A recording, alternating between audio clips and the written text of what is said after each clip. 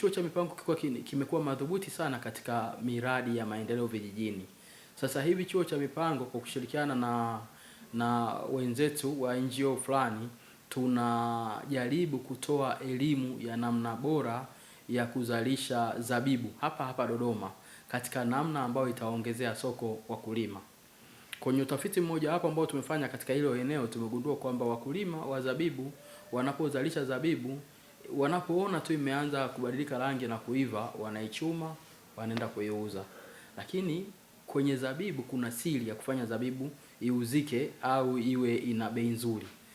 Moja wapo ni kwamba kwenye zabibu kinachoamua kwamba zabibu iwe na soko zuri ni ile sukari iliyoko ndani ya zabibu.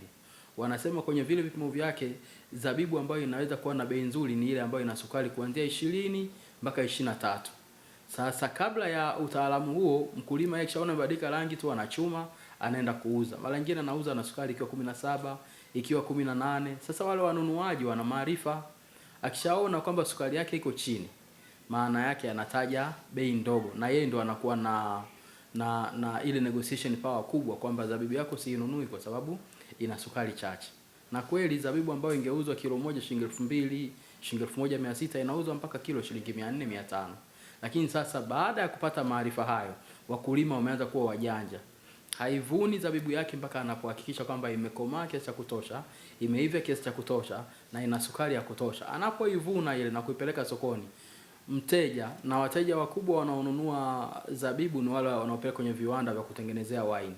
Sasa anaponunua zabibu yenye sukari nyingi, anapopeleka kiwandani, maana yake hana haja tena kununua sukari kuja kuongezea ili atengeneze wine. Ile zabibu ina sukari yake kwa kuwa imetosha, ina maana inapunguza gharama zile za kununua sukari nyingine ya ziada. Sasa maana yake ni nini? Maana yake ni kwamba anatoa bei nzuri